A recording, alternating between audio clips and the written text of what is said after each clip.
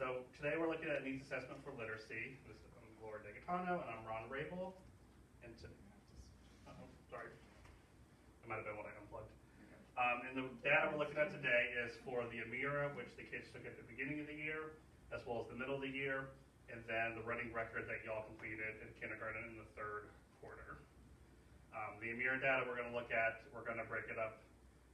First looking at the beginning of the year, looking at how the kids broke up into all the different scores, and then we'll look at the middle of the year and kind of talk about the differences between the two.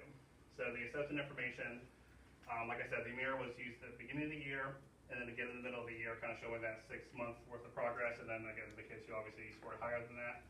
It was administered to all kindergartners, and this was assessment that was completed online. I'm going to give you guys the assessment data real quick so you can kind of follow along with what he's going to tell you. And I'll explain the colors in a minute, but you'll at least have it in your hand. So this was the data, what she's passing out, that was from the beginning of the school year back in August, September time. The scores are kind of broken down. The arm's length score at the bottom was broken down from a 0 all the way to the highest, which was about halfway through second grade is what the four of the kids scored. But the data kind of in the beginning really shows that, kindergartners came in fresh. They knew what they knew, they didn't know what they didn't know, and it kind of gave a lot of good information about where the kids are starting. Obviously you have 41 students who, again, scored in a 0 to 41, which is like those first 4 months-ish of kindergarten. You had 29 students who scored about 4 months to 8 months, so almost kind of progressing halfway through the year. And then you had 12 kids who were, again, pushing past that into the first grade range. 4 students who scored in the first grade up to the middle of first grade range. 1 student who scored about halfway through first grade going into second grade. And then 4 students who scored beginning of second, kind of going almost to 4, 4.5, 5 months into second grade. And real quick on that, if you look on the blue and orange data sheet right here, we kind of marked, like all of this that he just went over is going to be marked on your non-highlighted. So you'll kind of see the progression of all the students' names. And then you're going to see the second one that he's going to talk about, and we'll kind of talk about what we did with this sheet. Let me look at the second. So I might go kind of back up, thank you, sorry. Forgot it was working. So the middle of the score, so again, we took it in January-ish time, looks very different. You had only 8 students who were still showing that they were behind from that 6 month benchmark. So the goal would be these 39 kids are 6 months upwards to first grade, which is where they're supposed to be, which again is a lot of progress from before when you had 41 students who were kind of more in this first category. When you look at the sheets, and Lauren and I talked, a lot of the 8 kids are again friends who receive special education services, RTI, EIP, ELL, or several of them as well. I know that's kind of scattered in amongst different classrooms and everything. But again, the trend that y'all are seeing, which is good, is that again the kids are meeting the expectations, majority of them, and then you have 16, 22 who are into that first grade to halfway through first grade. You have 2 kids who again showing second grade, 2 students, excuse me, that are in that third grade to halfway to fourth grade range, which is incredible that they are reading that well with the fluency and the decoding and word recognition and everything like that. But yeah, just showing that a big trend from beginning to now. So what you're going to see now is he's going to talk about the blue is the kids that did not, that scores increased, which is tremendous. Yeah. And then the kids that didn't would be our first data point.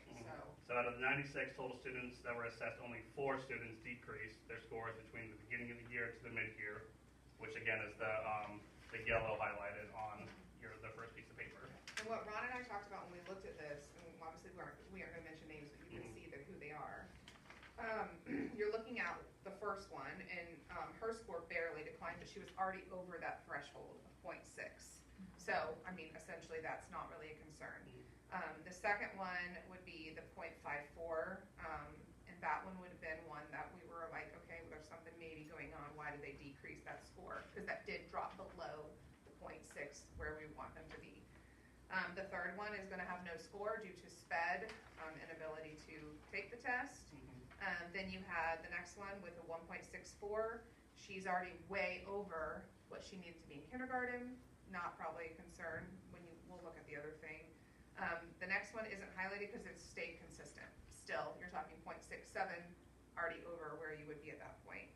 And then again, you've got that one student who could take it first with SPED, and then I guess the second time just wasn't able to finish the test. So that's a hard score to take into consideration. And then the last one is going to be, again, a student who is over the threshold of the kindergarten's expectations. So, and then the ESOL was the last one, and he didn't understand what the test was saying. So looking at the mid-year, again, 6 students scored below where they should be. 39 students, which I went over a second ago, were scored on level, and that was between that the 0.6 all the way up to the 1.1. And then 1.1 and on, those were 43 students that scored above that 6-month benchmark, if you will, all the way up through all to those 2 students who were already progressing towards 4th grade at this point. And then out of all 96 students assessed, 4 students' scores were not counted, again, because of the ELL, not understanding the assignment, or SPED just having difficulties accessing the test and understanding, what they're supposed to be doing. So that's kind of what we just also, this is the second sheet, and this is going to go into colored. So the red would be those 8 kids that we're telling you didn't fall in the benchmark. You're going to see the green would be that on track, just in general, between, we're talking like 0.6 to 1. So what they still can master getting to that 1st grade. And then anything yellow is going to be exceeding the first, like the 0.1, 1.0, which would be essentially moving into that 1st grade. And without saying so that's like a lot things, of kids. there were some similarities between, again, the starting and midway, as you guys probably know who some of those friends are already. But again, it kind of just showing the struggle that they came into kindergarten with, and the struggle that, again, due to SPED, ELL, whatever it might be, they're still also showing. So then what we looked at, the second part of the data is we then took the running record that the kindergarten teachers we all assessed, and we did more of like the comparison because we had the data from the Amira and then we pulled the data from the running record. Changed a little bit about the graph, so we went through the percentage for the graph. Obviously you see a huge amount of kids that mastered that 100% of that. I mean, you're at about 40 students who mastered 100% of that running record, which is great. So what we really looked at was we took it and we tracked it into what the kids were, which kids were consistently struggling between Amira and which kids were significantly struggling in this lower range of percentage. And when we looked at that, look to the next one, it'll go to the records. So out of the 93 assessed, 12 students scored below what we would consider a 2 to a 1 on that report card. 2 of those students, again, were SPED, so they're struggling to even take the test. They have accommodations that are in place, so it's going to look a little different for them. 4 of those students are going to be our ELL students that are receiving services. 3 of those students also scored low on the Amira. So when we pulled those kids and we looked at the kids that are in red and we looked at the kids that struggled with the running record, the consistency is that they are ELL students. So that is obviously language is a barrier for those kids. And then we looked at the 3 EIP students that scored low on running record. And 1 of these students also scored low on the Amira. And then 1 is in tier 2 and 1 is in tier 3.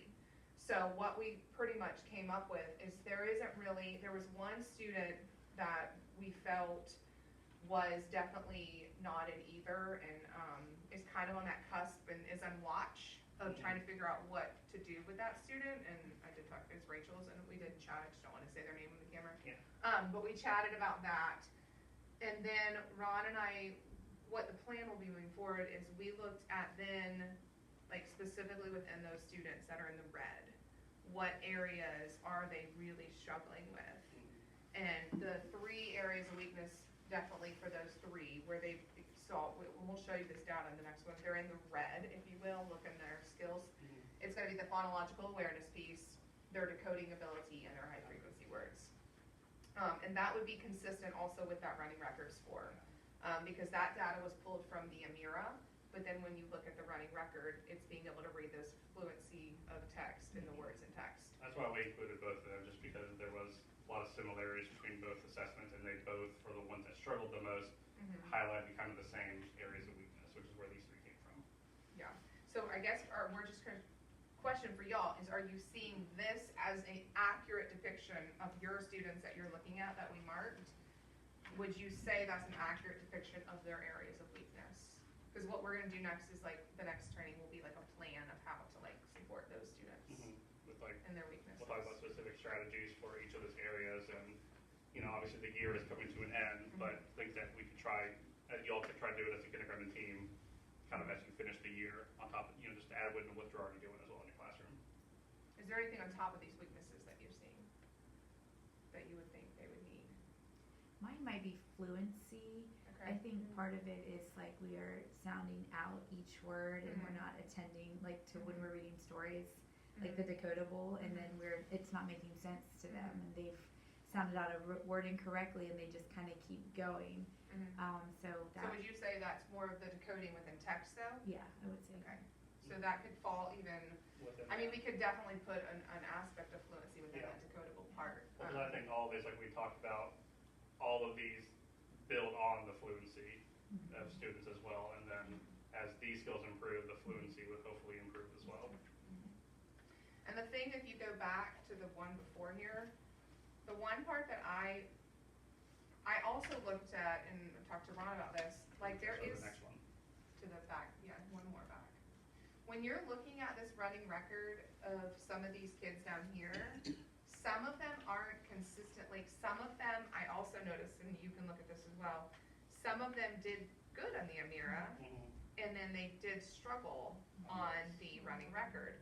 And one specifically was my ESOL student, and I think it's because he had the Amira at first in Spanish, and then he didn't have a translated version of the fluency running record. And then there's the language And so barrier. things like that, where we're looking at it and we're like, okay, well, could we as a team, I mean, like, I'm not, you know, should we translate it into a shorter passage in Spanish and see would that make a difference?